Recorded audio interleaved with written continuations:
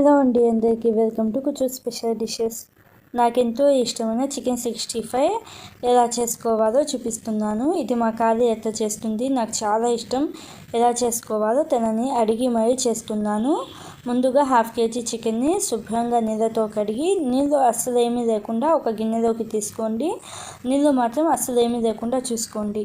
ఇప్పుడు ఈ చికెన్లోకి red chilli 1 tea spoon, అలాగే సాల్ట్ ఒక 3/4 టీ స్పూన్ అంటే 3/4 టీ స్పూన్ సాల్ట్ వేసుకొని, పసుపు ఒక 1/2 టీ స్పూన్ దాకా వేసుకోండి. అలాగే అల్లం వెల్లుల్లి పేస్ట్ 1 టీ స్పూన్ దాకా వేసుకొని, చికెన్ 65 మసాలా పౌడర్ ఒక 3-4 టీ స్పూన్ల దాకా వేసుకోండి.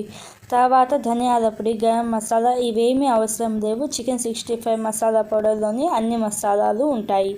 ఈ మసాలాలు వేసుకొని అంతా కలిసేటట్టుగా ఒకసారి బాగా కలుపుకోండి.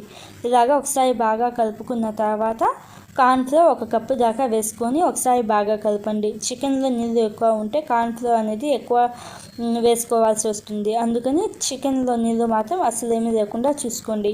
కార్న్ఫ్లోర్ వేసి ఒకసారి బాగా కలుపుకున్న తర్వాత పెరుగు ఒక 3 టేబుల్ స్పూన్లు వేసుకొని ఇంకొకసారి బాగా కలుపుకోండి. ఇలాగా బాగా కలుపుకున్న తర్వాత చూపిస్తున్నాను చూడండి, ముక్కలకి మసాలాలు ఎంత బాగా కోటింగ్ అయ్యాయో. ఇలాగ బాగా కోటింగ్ చేసుకున్న తర్వాత పైన మూత పెట్టేసి 1 గంట లేకపోతే 2 గంటల పాటు మ్యారినేషన్కి వదిలేయండి. నేనైతే గంట పెట్టాను.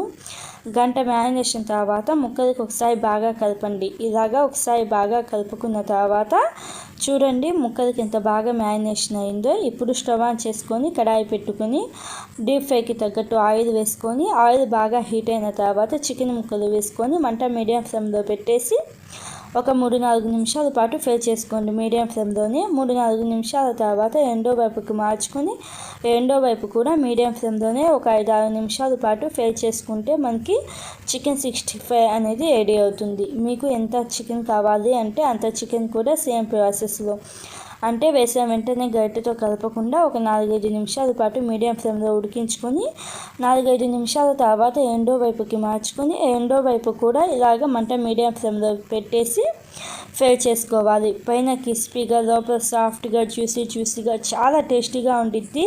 ఇలాంటి ఫ్లేవర్స్తో మీరు చికెన్ 65 ఎప్పుడు తిని ఉండవు, అంత టేస్టీగా ఉండిద్ది. ఒకసారి అస్సలు మిస్ కాకుండా తప్పకుండా ట్రై చేయండి. తప్పకుండా ట్రై చేసి మీకు ఎలా వచ్చిందో నాకు కామెంట్లో చెప్పండి. పప్పులోకి బాగుండిద్ది, స్టార్టర్గా కూడా చాలా టేస్టీగా ఉండిద్ది. Thank you.